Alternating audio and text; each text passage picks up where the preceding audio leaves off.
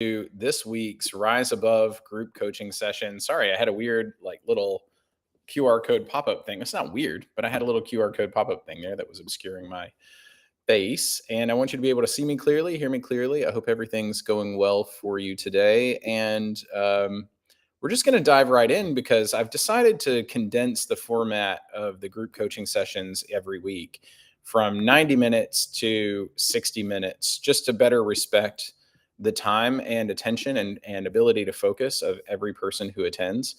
And so this week we're talking about embracing change.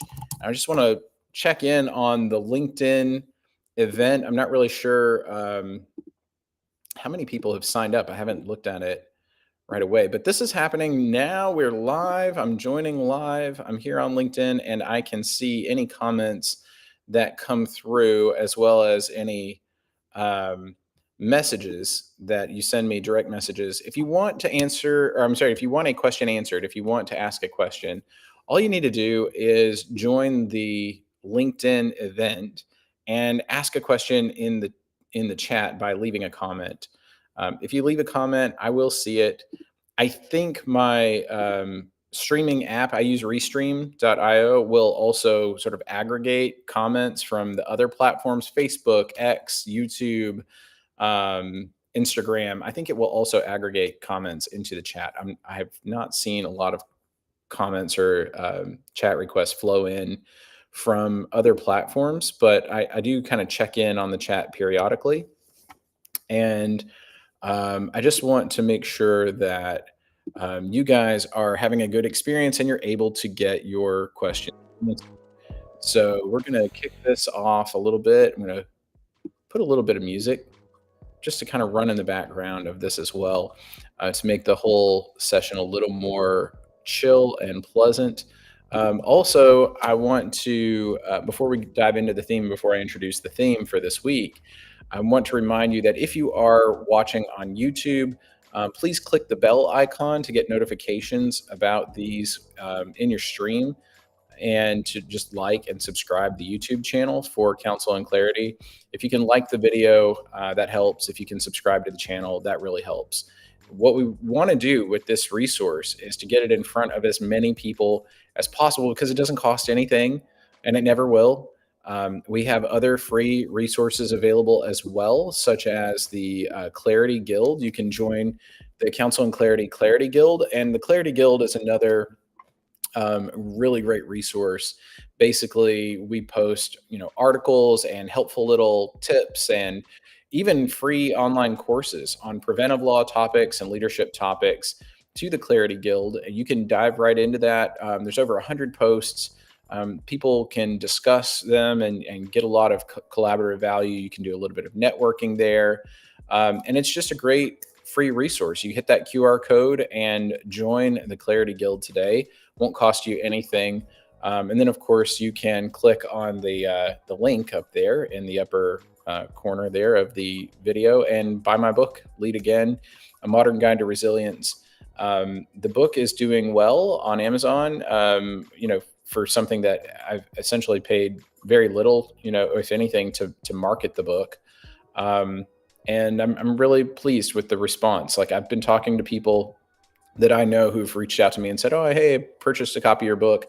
One of them said, that they decided not to read it linearly. They decided, instead of going cover to cover, to kind of dive in and read like selections, like the chapters that interested them the most.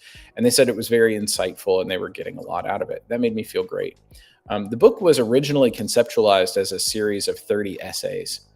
30, and I originally thought it would be 30 1,000 word essays, but ended up way over that word count. Not a 30,000 word book by any stretch. It is kind of lengthy in terms of page count, but because I broke it up into 30 small chapters, it does read pretty quick, and I'm getting that feedback as well. So that's really good.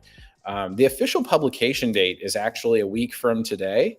So that's going to be exciting. And I'm thinking about a promo for next week. Like, I don't know about a discount code, but I'm thinking of doing something really special. If you've got suggestions for what kind of a promotion you would like to see run with the book, If it's, pairing it up with some sort of speaking offer or training offer, that would be something I'd be interested in doing. But I'm open, get creative. Whatever you can think of, just ask me for anything.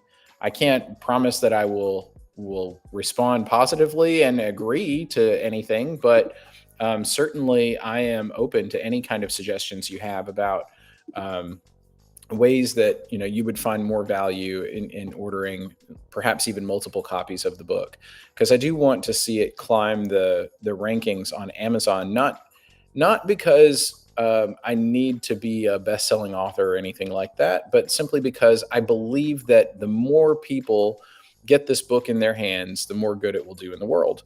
And that's my mission, is to do good in the world, to use my gifts in service of humanity. So also follow me on LinkedIn, and that's enough shameless self promotion. I always hate that part, but I feel like encouraging people to remember to tune in and be in touch with what I'm doing does allow the mission to proceed apace. So, okay, today's theme is embracing change. Now, I get really uncomfortable even now. Like, it's not, embracing change isn't something that makes everybody comfortable, right? But it is necessary, and I've had to develop a lot of skills around embracing change, even though it doesn't make me feel great to have to embrace change. I'm not suggesting that you fall in love with change. Embracing something willingly, wholeheartedly, like being, like, yep, we're, this is uncomfortable, but let's do it, and being enthusiastic in the way that you embrace change is possible, even if you don't like it, even if you don't love it, even if it doesn't excite you and make you happy. You can still do something with your whole heart and be committed to it, even if you're not in love with it, even if you don't really, really love it. So, if you want to do this, there are a few kind of tips, right? Like, I talked about embracing disruption in the book, and you can talk about change or disruption in a number of different ways. And I talked about in the book a story. Um, and I think I've mentioned it here before. It was a story about how I built an apartment in my grandmother's unfinished basement where I lived during college, and I was able to live with her, and she blessed me, and I blessed her. And I talked about my shop teacher, Mr. Baggett, Mr. Lonnie Baggett, who passed away a few years ago, rest his soul, and the guys from my shop class who came in and helped me. It was just such a blessing. I guess what I'm saying is the first step in encountering a disruption and embracing change is realizing what's possible on the other side of it. If you think about a really minor disruption, like, let's scale this down to the most innocuous thing, the most innocuous and harmless level possible, and then kind of grow with it. Allow that seed to grow. So we're going to start mustard seed small. Everybody would acknowledge that if you buy something for $2, there's a cost, and the cost is $2. You're $2 poorer than you would have been if you hadn't spent $2. But it's just $2, so who cares, right? It's like, I mean, if $2 is going to change your life, then maybe you have bigger questions to have to answer in your life about why is $2 such a big deal. But it's, for most people, $2 isn't that big a deal. So you could effectively, like, give away $2 and it wouldn't really change anything. You could throw away $2 and it probably wouldn't change anything. You could burn $2, and aside from breaking federal law, it wouldn't really change your whole life all that much. And probably no one's ever going to enforce it. Like, if you took two $1 bills and you threw them into a campfire, it's unlikely that the Department of the Treasury would come knocking on your door. If you burned, like, I don't know, $100,000, it probably would. I don't know. I really don't know what the threshold is. Anyway, don't try it, because it's a violation of federal law. So you should not deface currency, and you certainly shouldn't destroy it. If you don't want it anymore, take it to a bank, give it to them, and they'll handle it for you. But my point is, if you spend $2, you're poorer, but you're getting something in exchange usually if you spend it. For example, if you bought a lottery ticket, what are you really getting when you buy a lottery ticket? You're getting a chance to win whatever the jackpot is, whatever the prize is. And let's just say, looking at the Mega Millions today, I think it's over $550 million. It's over $500 million. So you're getting a chance to win $500 million. Now you have a better chance of being hit by lightning. My grandfather used to say that the lottery is a tax for people who are bad at math. And I think that's funny. Um, and it does support education in Tennessee. The lottery supports education. So, if you're playing the lottery, you're doing a lot of things actually. With every $2 purchase, some portion of the proceeds is creating jobs at the lottery commission. It is supporting education in Tennessee, and it's giving you the right to dream between the time you purchase that lottery ticket and the time of the drawing, to dream about all the things that you're going to do with your winnings if you win, in the very unlikely, statistically improbable circumstance that you win the lottery. You're getting all of those benefits. And it's easy to see why, you might say the dream of, being able to legitimately and have a reasonable um, rationalization for, or justification. I was trying not to use that word, but a reasonable justification for dreaming that you might win the lottery. Like you have no justification whatsoever for that if you don't buy a ticket. Um, I was in church a number of years ago, and Father Ed Steiner was in the pulpit. He was talking about the annual giving campaign and everything, and he was being funny. He was telling a joke, and his joke was that he had been praying to God that God would let him win the lottery, so that he could use the money to benefit the church and so on. And he said finally he heard a voice from the Lord, and the Lord said, "Ed, you're going to have to meet me halfway and buy a ticket." And I thought that was pretty funny. He's got a good sense of humor. So thanks, Father Steiner, for the laugh. You really don't have any justification for thinking that you might win the lottery if you haven't bought a ticket. But if you did buy a ticket, then you have every reason to believe that it's just as likely that you're going to win as anybody else. Eventually, somebody has to win, because that's how it works. Eventually, somebody wins. Why not you? But only if you buy a ticket, right? It's easy to embrace the change in your life of being $2 poorer when you have all these other stories in your mind about the things that will happen when you spend $2.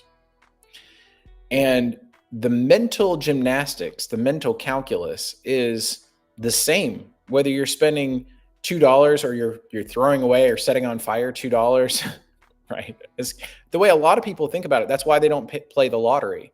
A lot of people think you might as well set $2 on fire. You might as well flush it down the toilet. You're never going to see that money again, right? I've spent money on the lottery, and I've won another lottery ticket, or I've won $4, or I've won $10. I've won my money back, right?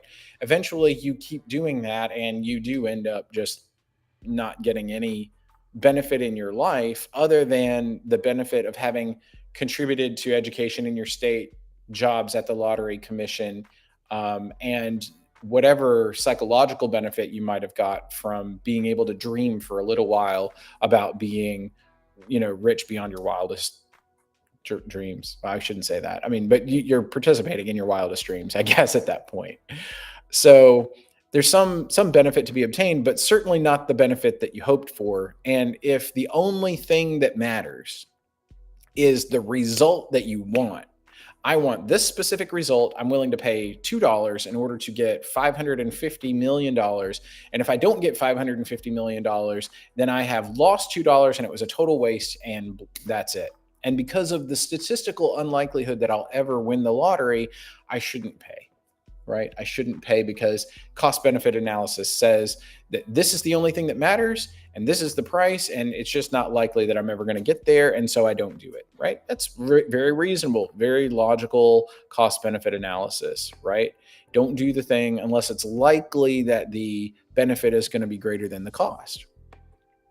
But you see how locking yourself into that kind of a paradigm means you have gone from having a tiny, infinitesimally small chance of winning the lottery to now having a zero chance of winning the lottery. You now have a zero chance because you don't play, you don't buy the ticket. And you hear about all the stories of people who, they win the lottery and they buy their dream home and they, pay off all their family's debts and their kids' debts and their cousins' debts. They make everybody in their family that they've known and cared about debt free.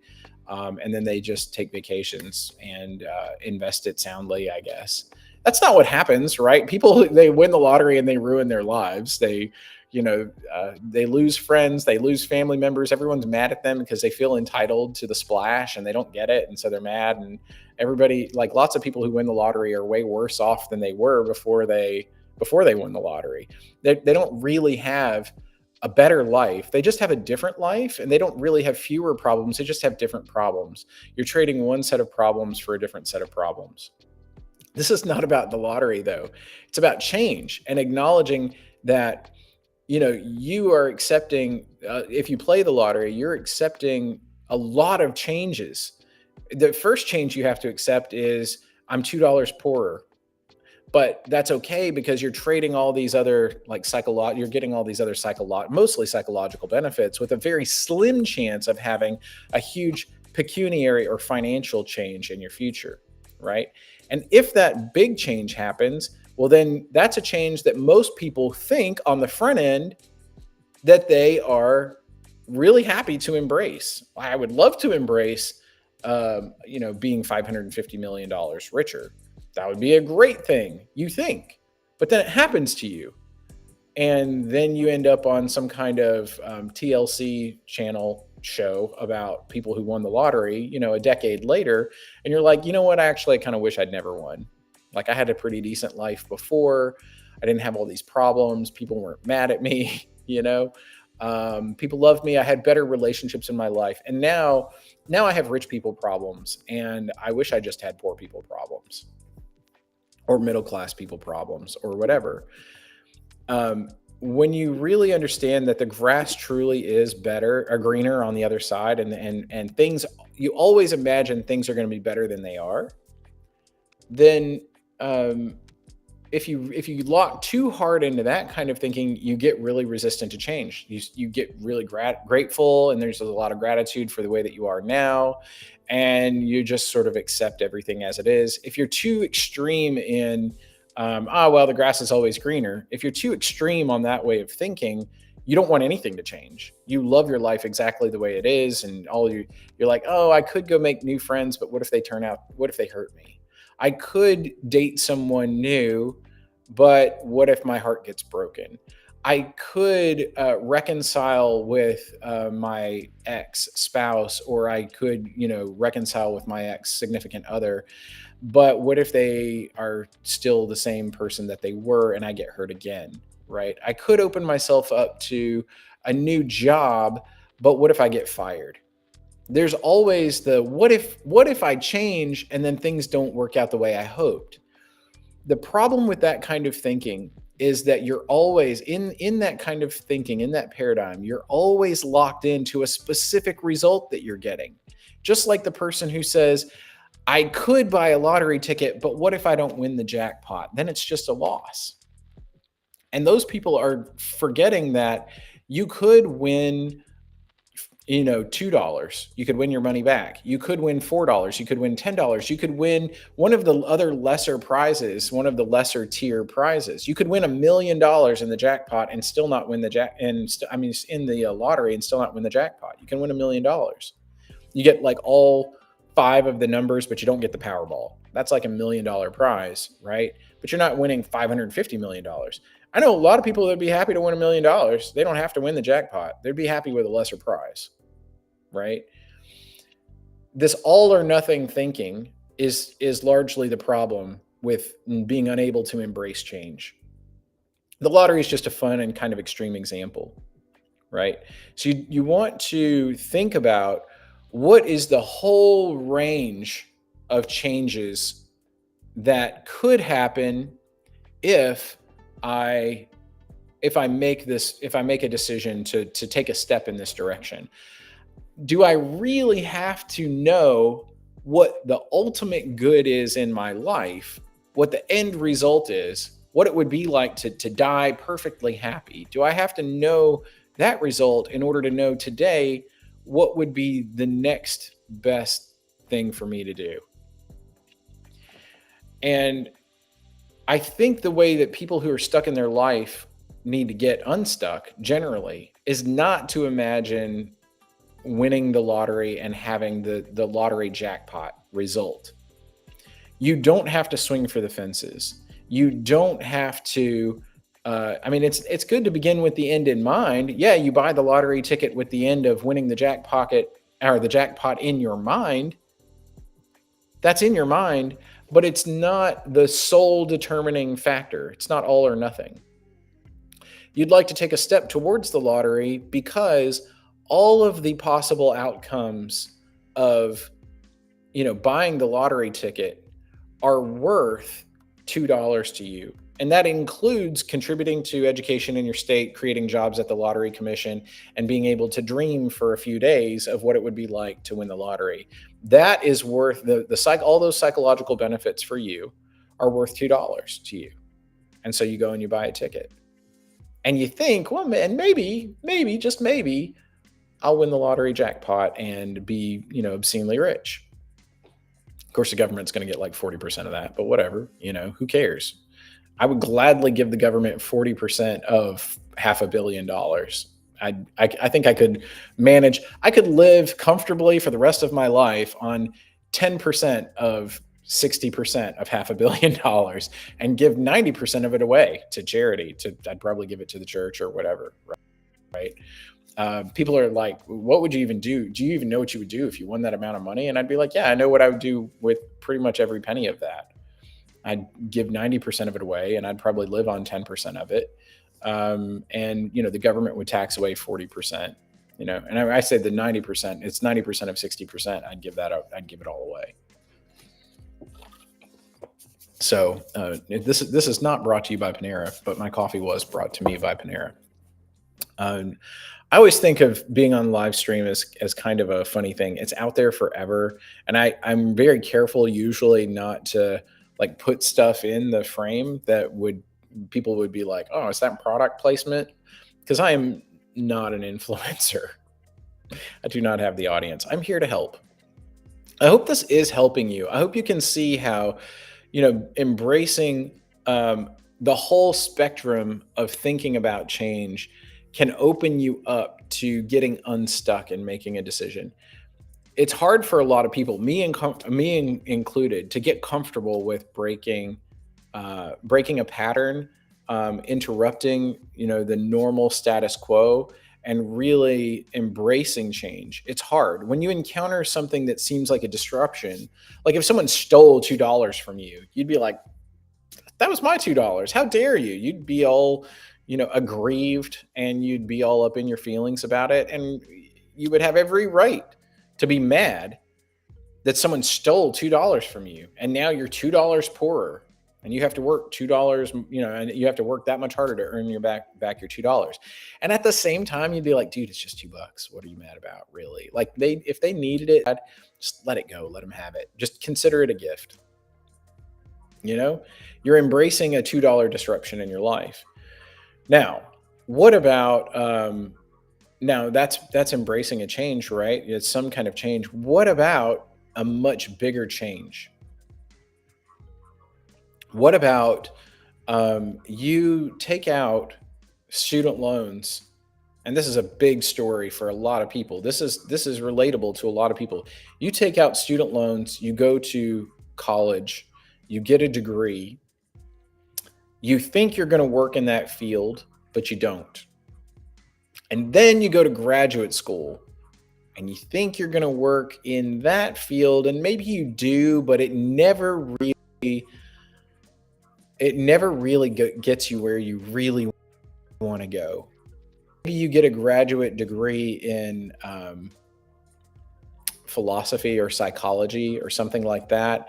And so now you have a master's level degree, and you think, I'm going to be a professor, I'm going to get at least be an adjunct professor, but it's really hard and it's really competitive. And most of the jobs are actually taken by people who are on track to get their PhD, and they need, teaching experience. And because they're, working towards a PhD, and for you, the MA, the master's degree is terminal, right? You don't really intend to get a PhD. You're not trying to get a tenure track position. You're kind of working in this adjacent field, but you picked up a master's degree so you could at least get, an adjunct teaching job or something. And so you're an adjunct professor. Or that's your dream. That's what you want to do. That's part of your professional journey, right? But you don't really ever get any kind of decent adjunct professor job that would make you happy. You end up teaching maybe at a really small or obscure or technical school, and you kind of get to call yourself a professor, but you're working at, you're basically teaching one class at the local either community college, which nothing wrong with community college, but you get a job teaching at a community college, and it's not the prestigious kind of position that you had imagined or dreamed or hoped for. And now you have all these student loan debts as well, right? That's kind of like um, spending $50,000 on the lottery, and you just maybe won you won some money playing the lottery, but you won like $45,000. So really, you made back like 90% of your money. So you're not really mad, but it actually feels like it cost you more. There's the feeling of what you got for what you paid. You actually feel like you got less value than you paid. And that kind of sucks. How do you embrace that change? The difference is you do the cost benefit analysis differently, and you stop being so rooted in and attached to the dream, the end result dream that you had. And you sit back and you take an attitude, an attitude of gratitude, a gratitude mindset, and you ask yourself, am I being too narrow in my conception of what the benefits I've received actually are? Am I being too narrow? Maybe you are, maybe you're not. I don't know. I'm not going to say that this is always going to get you to a place where you're going to perceive things with more clarity, or that you are going to always be able to make the cost benefit analysis come out on the positive side of the ledger. Maybe that's not actually true. But a lot of the time, maybe not all the time, but a lot of the time, people are too narrow. They are very attached to the dreams that they have. And me too, right? Like this is me. A lot of the times that I've sat down and done an exercise where I take a gratitude mindset and I take another look, I pause and I reflect on what actually are all the benefits, and I list them out. I start seeing, oh, okay, well, I did just get a master's degree in philosophy or whatever, psychology or whatever, sociology, social work or education or whatever. I did just get this, or engineering or, something more useful, technical, I don't know. But I got this master's degree, and I did pick up the adjunct teaching job. Okay. And now I am this adjunct professor. And yeah, it is at a really small school, or a technical school or community college or whatever. And so it's not that big a deal. Um, it's not a super prestigious thing on its own, right? But how many people can put, professor on their LinkedIn bio, right? I'm Professor John Smith, right? How many people can legitimately put professor on their LinkedIn bio? How closely do people really look at that? How impressive is it really to put that on your resume or on your CV that you have experience teaching at the university level or the college level? There aren't, it does. When you're looking at yourself as part of a big pool of people, it shrinks that pool. You are a relatively bigger fish in a smaller pond, and it can establish you as an authority in your industry. So maybe you got some benefit of credentialing. Maybe if you wrote a book about your area of expertise, it would make it marginally more likely people would buy that book because you have the credential. The book was written by Professor so and so, right? And maybe that's a benefit you hadn't really considered or cared about before because your passion has been for teaching and imparting wisdom and knowledge and passing that on. Maybe it helps you get more speaking engagements. Maybe it helps you open networking doors. And now people in your industry are marginally more likely to want to partner with you or do business with you or hire you for jobs in your field because they see you as an expert. It's like, "Oh yeah, he even teaches this at the local college," or whatever. Lots of people don't um, have the same value, like especially in I think in academia, lots of people don't have the same value set that you have. They don't value things the same as you, but we assume that they do. And the mistake with that is um, for what seems to you like an unimpressive outcome might seem to a lot of people like a very impressive outcome. I want to say this without any arrogance, without any pride. I went and got a bachelor's degree in philosophy. Then I went to seminary and I stayed at the seminary for a year and I left. Had some philosophical and theological differences with the seminary, and so I left. I worked in luxury property management a couple years, and then finally I got I got real unsettled. I thought this is not the best that I can do with my life. This is not the best I can do with my God-given skills and abilities. I could do better. And when I decided to take the LSAT and go to law school, to me, and again, I say this without any arrogance or hubris, to me, it felt like a concession. It felt like I was falling back on something that I always knew I could do. It was like, well, I could always go to law school. I don't really want to do that. But I know that I could do that. I'd be a great lawyer. My grandfather was a lawyer. My dad was a lawyer. Every time I got in trouble as a kid, I had to argue with the president of the Tennessee Trial Lawyers Association. Like my mind has been honed for this career and I have been oriented towards this pretty much all of my life. And, I know that it would please my father.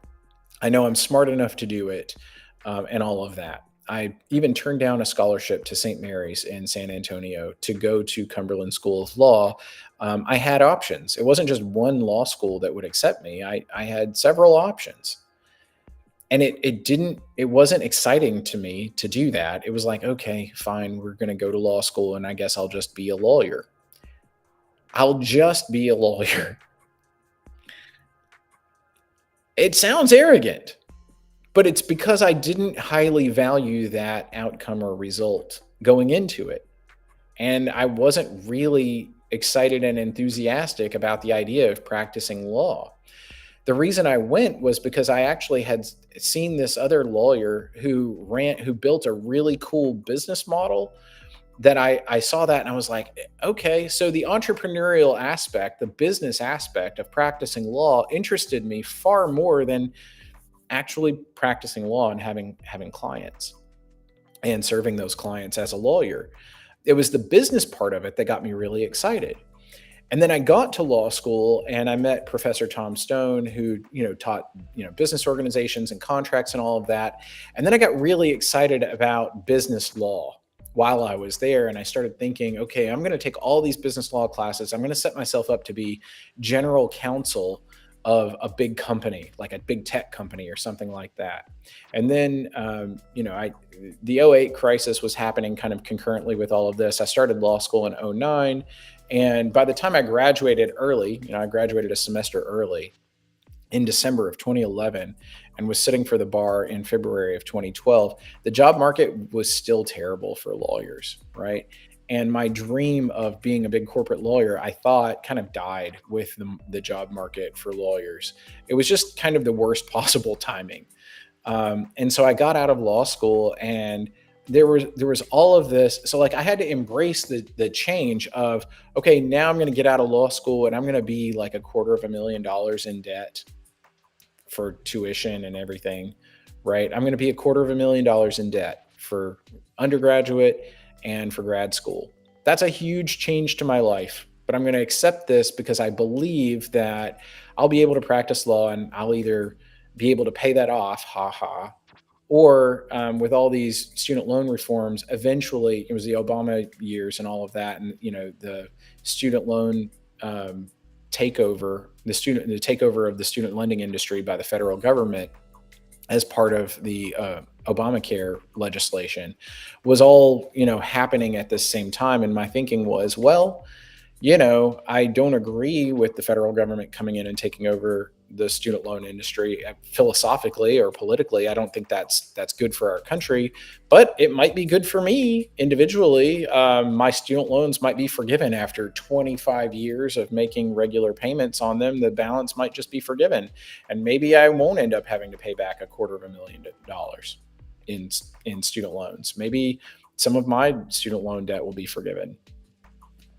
So it made it, by not locking into like very specific outcomes and just saying, well, what I really want to do is I want to use my skills and abilities in service of humanity and do my best for my fellow man and for my family and for myself. I want to be the sole breadwinner in my family.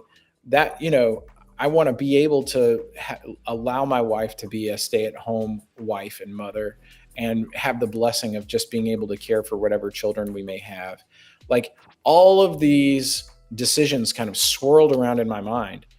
And we don't really make decisions, we don't really make healthy decisions based on one criteria. The cost benefit analysis that we do is largely complex. For something like, should I take on massive student loans and go to grad school and go to get a terminal degree in my field, get a Juris Doctor degree, right? It hinges on, what does God want for me to do? What abilities did He give me? What do I need to do for my family? How is this all going to make me feel? Which made me feel completely stressed out, by the way. It was a huge sacrifice to take on $250,000 of student loan debt in order to go to law school and try to provide for my family in that way. But really, when I thought about it, it was, there just isn't any better option for me than to go to law school. There's no way that I can use my skills and abilities at a higher level and serve my fellow man and serve my family than doing this. This is the best way that I can be me and serve my family and serve society, and thereby, be what I consider to be a gentleman, right? I think that's part of what being a gentleman is. It's being the best that you can be in service of your family and your fellow man. And those are my values. So I was really kind of like living close to my identity, close to my beliefs and value set in making that choice. It may like I think when you are in tune with your beliefs and values, you're activating your skills and abilities that all flows out from your identity, and you consider all of the holistic factors in light of those things. Embracing change is easier. It's when you lock on to one particular result that you need to have in the outer layers of your mind, and that sort of results and environment, outer perimeter of your life and who you are, right? When you lock onto that, and then you look at the cost in comparison to getting that one result, and you do the cost benefit analysis down, it is very, very difficult, unless you'll shut down because you can't see the likelihood, and so you don't make a change. You can't see the likelihood of accomplishing the result, so you don't make the change. And there's always a million reasons not to change the way things are. And the grass, you can always say that, well, the grass is always greener on the other side, and I should just be satisfied where I am. You can usually talk yourself out of action by locking on to one result and then really focusing too hard on the cost, right? If you do that, then you ignore the whole plethora, the whole range of benefits that could accrue to you if you were willing to embrace the change. It's easy to get comfortable right where you are and to lock yourself into a kind of stagnant life, right? But when you really start living through your own identity and saying, well, what do I have to do to be true to myself? And what does it cost me to be stuck here? And am I happy in my life? Am I the most true to myself where I am? I think things start to open up. And maybe this isn't the whole answer here. The strategies that I outlined in the book for kind of leading through disruption and leading through change really do involve embracing this principle of creative destruction, right? Creative destruction. Yes, we have to pay costs. Yes, I have to take on student loans. And that is a destruction. It's a destruction to my financial health and well-being to have $250,000 of student loan debt hanging over my head. And maybe someday there will be an escape from that doesn't come from me just paying it all back. Maybe, right? Maybe government student loan forgiveness is one of the answers or a factor. Maybe not. I don't know. Maybe politicians will realize how destructive and predatory student loans have been, and you know what, getting completely out of the student loan industry. We're going to reverse kind of the Obama era, federal takeover of student loans. We're going to get out of that. We're never going to do that again. And as part of that process, one time and never again, we're going to completely cancel all federally held student loans. We're just going to cancel all of that. Huge windfall, right? And now all the people who were spending money on paying back student loans are going to be able to breathe and spend money in the economy that's productive rather than just paying back the government. We're going to just wipe that out, and we're going to let them be productive and generate more economic activity that then the government will tax, right? So they're going to get it back a different way. And maybe they'll do that. Maybe they won't. Maybe we'll all have to pay it back until we're dead. It'll just stagnate the economy because we'll spend all our money on paying back student loans instead of buying houses and cars and paying for our kids' tuition for their schooling and so on, right? Maybe we'll just continue the economically destructive policies of the past, and we'll all just have to pay it back. I don't know. But what I do know is that I embraced some decisions about student loans specifically, and lots of other kinds of decisions. These are just an easy to get, right? I've embraced a lot of short-term destructive decisions in the hope that long-term they'd be beneficial. And creative destruction is like that. It's important to approach these things with an open mind and recognize that opportunity is close behind. Opportunity is often close behind, sometimes further behind than we would like, sometimes close behind a cost. And you can't win if you don't play, just like the lottery. Your life is like that. Your life is kind of a gamble. It requires risk. You can't get something for nothing. You have to pay a cost on the front end if you want to benefit on the back end. And you're always paying costs, and doing nothing also is a choice that also has a cost. Just like the choice to not spend money on a lottery ticket costs you the chance of winning the lottery. You might say, well, that's okay. I'm fine with being $2 richer so that I can't be $500 million richer, because the chance that I'm going to be $500 million richer is lower than the chance of me getting hit by lightning. So, I'm okay with it, right? You have to recognize that disruption and change and costs are inevitable of your life. And the most important thing, I think, if you want to encounter change and encounter disruption, especially when it's it feels like an external disruption, it feels like something was imposed on you. The best thing to do is say, it was inevitable for me to have to pay some kind of cost.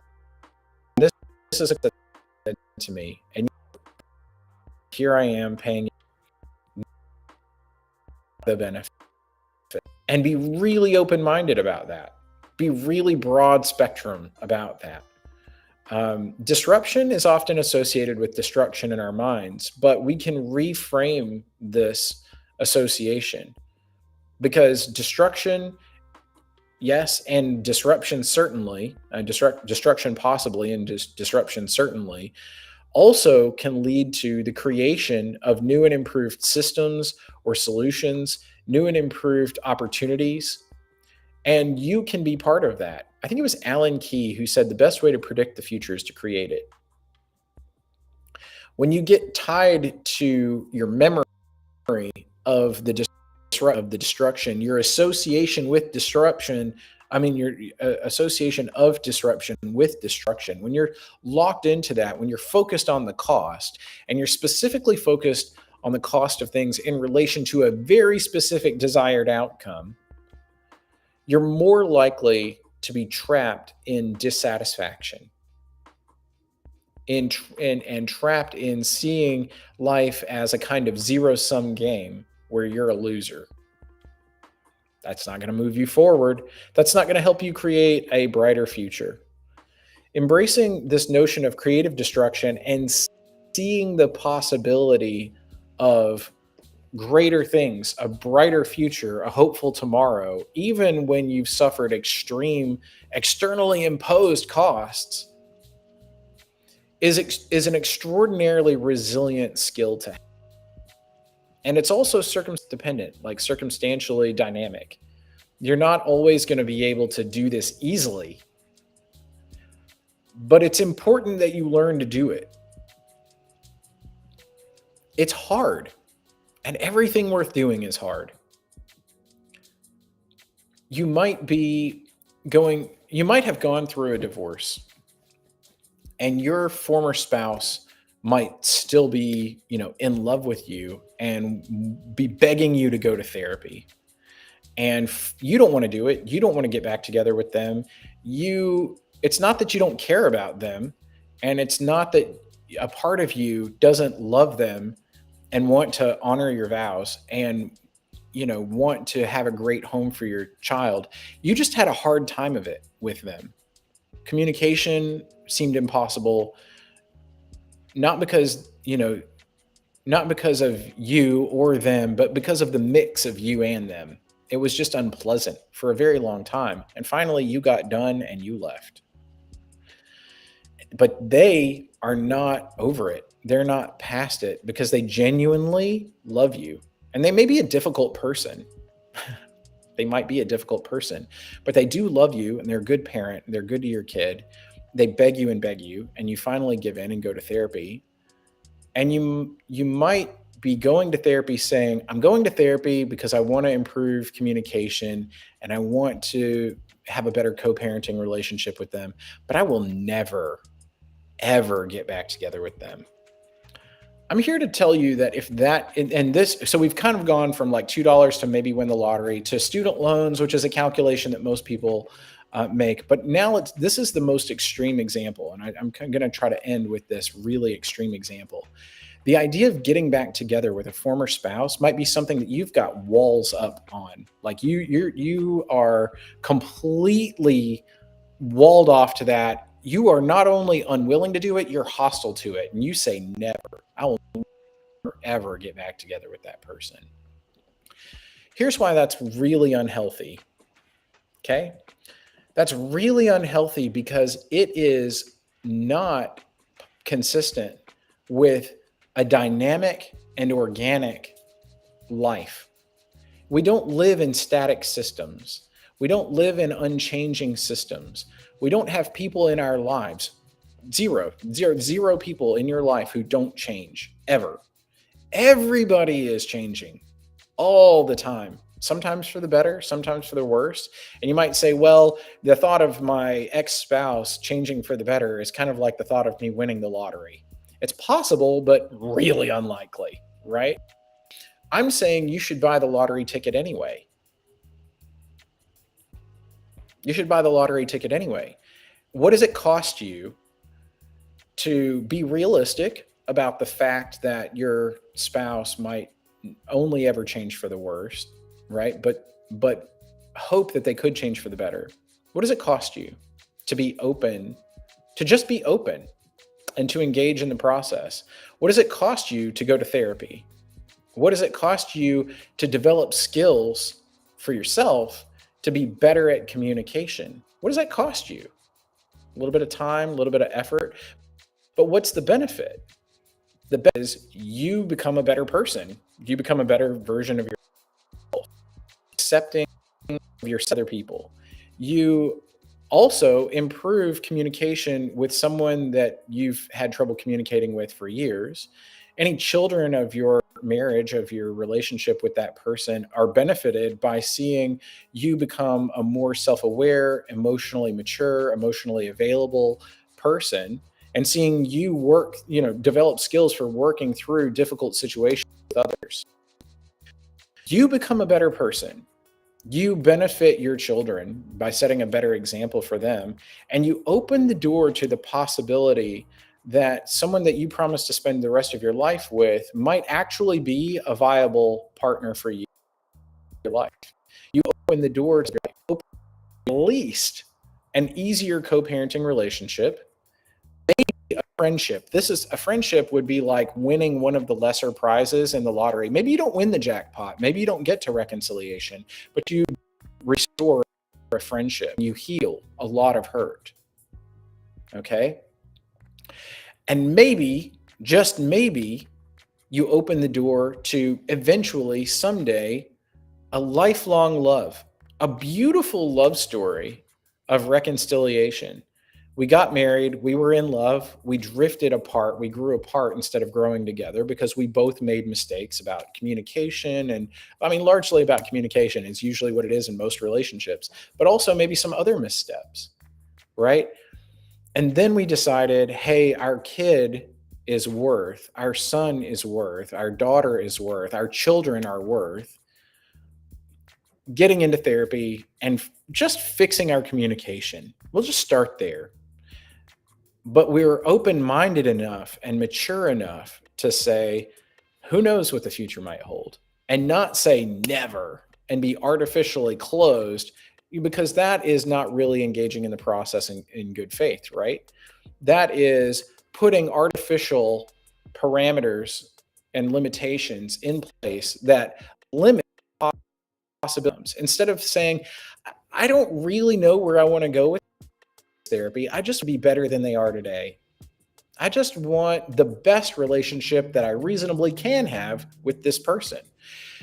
If you go to therapy and you close yourself off to, potential outcomes in therapy, that's like going to the gas station or the grocery store, wherever you buy your lottery ticket, and saying, I want to buy a lottery ticket, but I'm only willing to accept all the prizes that I would get. Like, I'm only willing to accept less than the jackpot. I'm not willing to accept the jackpot prize. I want to buy a ticket for the lottery that only entitles me to one of these lesser prizes. Can I do that? And they'll tell you, no, that's not how the lottery works, right? But maybe an unscrupulous salesperson would be like, okay, cool. If you win the jackpot prize, you can always just donate the difference to charity, or you can agree to pay it to the government or something. I don't know. You can just give away the difference between the lesser prize and the jackpot, I guess, right? If you really don't want the jackpot prize, you don't have to take it. You can give it away to somebody else. But how dumb is that? Why would you do that? Why would anybody do that? So my thinking for you is, if you're going through, a divorce, and a lot of my coaching clients, they're going through really big personal challenges and setbacks, loss of a job, loss of a relationship, a death, something like that. And I want to encourage my coaching clients to be open to all of the best, and to not be attached to a particular reward from your efforts. When it comes to getting past a setback and encountering disruptions in your life and embracing disruptions and even destruction in your life, I think it's absolutely key to open yourself up to this dynamic idea of whatever the universe or God might bring into my life that's good. Open yourself up to the full spectrum of hope, the full spectrum of opportunity, the full benefits that could come, whatever they may be, from making good changes in your life. So if you're going to go to therapy with your ex-spouse, right? You have kids together, you don't, whatever, right? Open yourself up to the full spectrum of possibility that could come from that. Don't say, well, I'm going to go because they want me to go, but I'm never getting back. Well, like a Taylor Swift song, right? Okay, Taylor, you're never, ever, ever getting back together. Good for you. Like, why? What good does that do you to limit the possibility of love in your life? At some point, you made a vow to spend the rest of your life with this person. And yeah, things got hairy and you got a divorce, right? But what if they could be better? What if you could go to therapy? What if you could be friends with that person? What if you could fix the structural problems in your relationship together? Not you, not them. It's not on them to fix themselves or just you to fix yourself. But what if together you could fix the relationship? You could repair it, and then you could have a wonderful life together. What does that story look like when you celebrate your last wedding anniversary and you look back and you're like, oh my God, I'm so glad that we didn't let divorce beat us. But instead, we came back from that. And we came back from that by being open to the possibility that we could.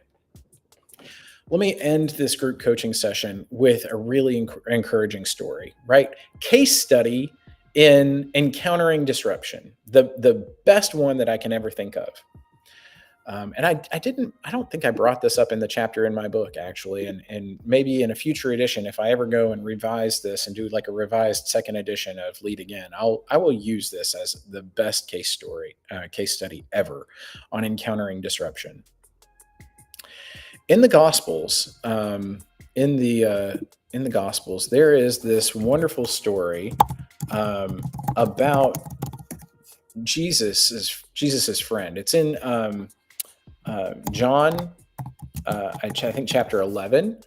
And in fact, it includes the shortest verse in the Bible, John 11:35.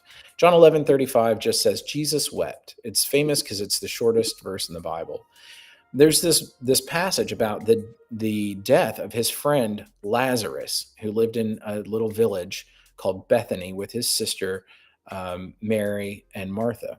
And it was Mary who had anointed the Lord with ointment and wiped his feet with her hair. And her brother Lazarus was ill. And so the sisters sent to Jesus and said, Lord, your friend who you love is ill. And when Jesus heard that, he said, this illness is not a mortal illness. It's for the glory of God, so that the Son of God, me, may be glorified by means of this. In other words, he knew divinely that this death would, even if he died, it wouldn't be permanent, right? Like, this was not the way the story of Lazarus was going to end. And Jesus loved Martha and her sister and Lazarus. He loved them. They were his friends. And so when he heard that Lazarus waited a couple of days where he was, and he said, okay, let's go to Beth. And he said, Rabbi, just now wanting to stone you to death, are you going to go back there again? And Jesus answered, well, are there 12 hours in the day? If anyone walks in the day, he doesn't stumble, but he sees the light of the walks in the night, he stumbles because the light is not in him. Kind of a weird way to answer the disciples, right? He said, our friend Lazarus, I go to awake him out of sleep. He knew that Lazarus was going to physically die in his body. He knew that was going to hurt him, to know that he let Lazarus die, and really he wept eventually, right? It says, because he was feeling the pain of mortal death, right? He was feeling empathy for Mary and Martha, who were really grieving and suffering. And it said, now Jesus had spoken of his death, and they thought that he meant taking a rest and sleep, but he was actually talking about, Lazarus's death. And so he told them plainly, hey, Lazarus is dead. And for your sake, I'm glad that I wasn't there so that you can believe. So let's go to him. And so they went, and Jesus, was there. He encountered all the grieving people, and he saw that there was this opportunity to encounter this disruption with these other people. So the first thing that he did was he grieved, he wept with them, but he saw the opportunity, had foreseen the opportunity, and he saw the opportunity then. to be fully who he was, fully divine and fully man. And he was. He encountered this disruption in his divine power. And he said, Lazarus, come forth. He called to the grave, and he called Lazarus back out of the grave. For with God, nothing shall be impossible. Through Christ, I can do all things through Christ, right? There are all these beautiful passages in the New Testament that talk about with God, there is possible anything, any hope, you can always have hope that things will be better, that God can take any setback, any disruption, any destruction in your life and reverse it. In the Old Testament, Joseph, the son of Jacob, of Israel, was sold into slavery in Egypt because his brothers were jealous of him. And years later, he saved the kingdom of Egypt, his brothers, his family, all from famine. And he told his brothers, who, trembled before him in terror, thinking that he was going to kill them, as retribution for selling him to slavery. He said, what you did, you meant for evil. God meant it for good. God knew that this would happen. He allowed of you selling me into slavery, me being thrown into prison, right? He allowed all these terrible things to happen for years. They went on for years. He suffered for years. God let this happen because he knew that I would be in a position of authority to spare you, to bring healing, to bring prosperity to this land, and to save thousands and thousands of people from famine, from death by starvation. God allows us to experience,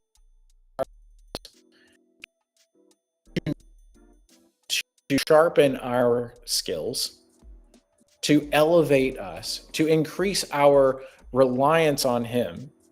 He allows all these things to happen in our lives so that we can learn to sacrifice, to develop our character, to improve our trust in God, and then to tap into God's divine power in our lives so that we can then take acts of faith and hope and charity and not just do things constrained by our own human limitations, but do things that we would never be able to do on our own, to go beyond our limitations with divine grace and divine power activated fully in our lives, to live by grace through faith, not on our own, not in our own pride, but through the gifts of God in our lives. Right? So that we can bring more of God's love and goodness and power into the world and glorify him as a result of that. That is the ultimate case study in encountering disruption, is Jesus going out and saying, Lazarus, come forth. That way of encountering disruption can conquer even death, can bring new life where there was no life before. There was no life in Lazarus, like in a coma or unconscious. He didn't really fall asleep. Jesus said, Lazarus is dead. He said it really plainly. He's dead. He's dead. Dead as a doornail. And yet he called him out of the grave, and Lazarus came out of the grave. And if we really believe in the power of God, real Christian faith, we are required to believe that's still possible now. God is still a God of miracles. He's still a God of resurrection. Why not in your life? Why not buy the lottery ticket? Why not have hope? And I don't literally mean go play the lottery today, but maybe. I mean, it's a metaphor, right? In your life, whatever the cost has been, whether that cost has been one that you've chosen or the cost has been externally imposed on you, accept that is part of the bigger design for your life that God has for you that you can't see. Accept it. And still hope that whatever that cost has been, whatever the cost you've paid, whether you chose to pay it or you've been forced to pay it, whether it's a tax or a purchase, accept that cost in your life as part of something bigger, a bigger plan, and a reason to hope for whatever good may come, and not impose artificial limitations on what good can come into your life. That's how you interruption. You embrace change with faith and hope and charity, acknowledging small $2, whatever, $250,000 of student loans, a divorce, whatever the cost might be. God has a reward that is greater that he wants to give you in your life. Just open yourself up to that. Then sit down and do the cost benefit analysis. There's only infinite good on the positive side of the ledger. You know what the cost is. You don't know what the good could be. It could be so much greater than you can even imagine. The hope that comes from that is infinite. The love that comes from that is infinite. The faith that flows, that is activated through God's grace in your life, is infinite. It's transcendental and it's transformative, and it will change your life. Maybe I shouldn't have left the seminary. I don't know, but I want to share these things because they are so alive in me, and they're so alive in my life. They are empowering me to do things that on my own, I'm not capable of doing. I don't have the strength. I don't have the cleverness. I don't have the resilience in my own self to do these things. It's not me doing them. It's Christ in me. And the New Testament says Christ alive in us is our hope of glory. And without him, we can do nothing, and we have nothing. Ashes to ashes and dust to dust. So I hope that this makes some kind of sense to you, but if it doesn't, I can help you find it, but I can't find it for you and give it to you.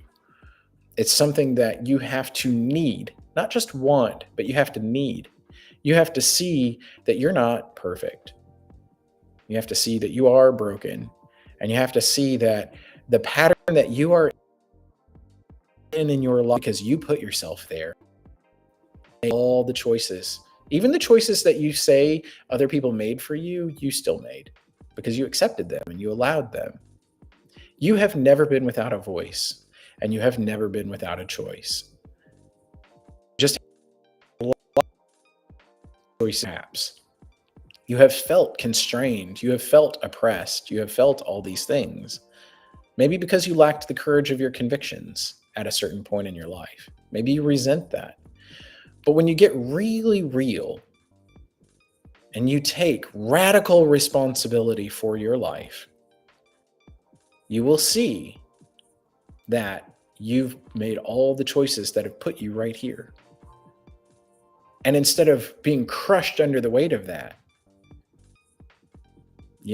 which it can be, I acknowledge it can be crushing. But instead of the weight of the reality that you chose to be right here in this miserable, perhaps, place where you are in your life, right? Instead of being crushed under that, you can realize that you have been more or less cooperating in a great design that God has for your life.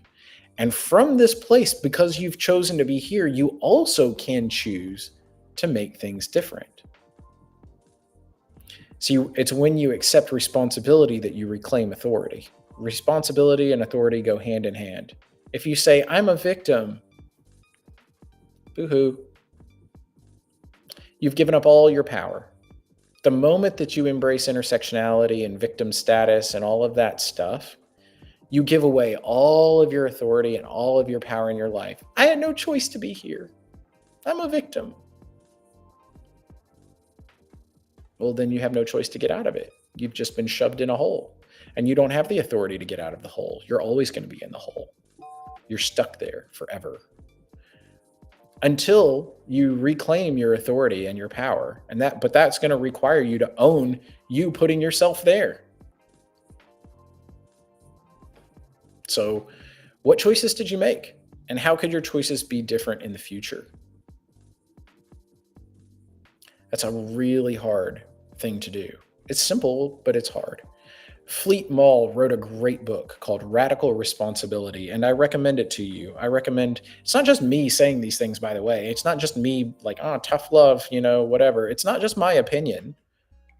And these are things that I've had to accept that I didn't want to accept either. I didn't like it either. It didn't make me happy or comfortable or make me feel good, right? It's not about that. It's about embracing reality and being able to be resilient enough to get through the suck. There's a lot of suck in your life perhaps right now, right? It can be hard to accept that you put you here. That's not pleasant, especially if you're a perfectionist and you think I can do no wrong, because if I do wrong, then I'm not safe, right? That's the belief. If I've made a mistake, I'm not safe. If I make a mistake, I can't trust my judgment. If I can't trust my judgment, what am I? Who am I? I'm nothing. It's terrifying. There's a swirl there, a cyclone of a spiral that you think you may never get away from, a sucking vortex that's going to crush you at the center like a black hole. I get it. I know how that feels. The need to be right always is one of the most enslaving things that could ever dominate you. That need to be right about everything. I've lived enslaved to that for a long time. And finally, you know what? I said, I don't have to be right. I don't have to. Maybe, and I don't have an objective bead, a bead on objective reality. I am not the sole arbiter of truth. And I know a lot fewer things than I once thought I did. That requires humility. And humility is hard. It's simple, but it's hard.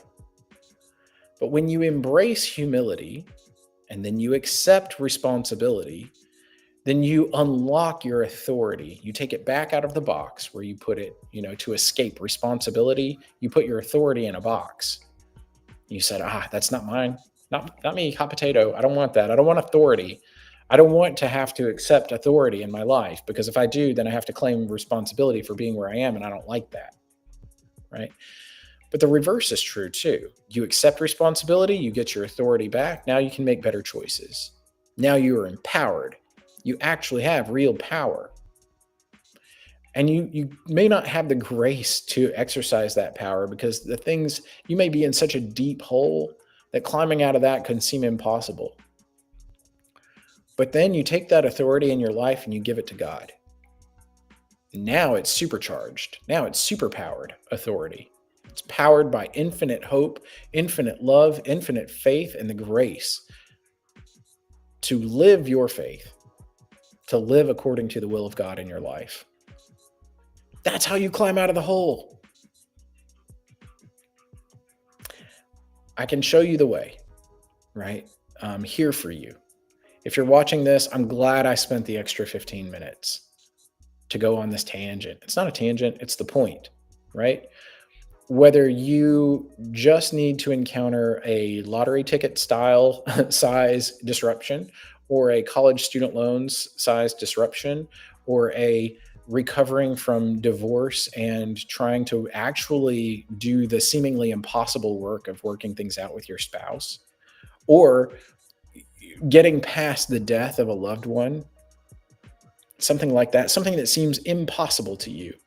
I'm here to tell you nothing is impossible, but you're going to have to take some responsibility. You're going to have to get uncomfortable, and you're going to have to embrace God's grace in your life. Or you can just sit in the hole you've dug for yourself and call yourself a victim. Choice is yours. See you next week.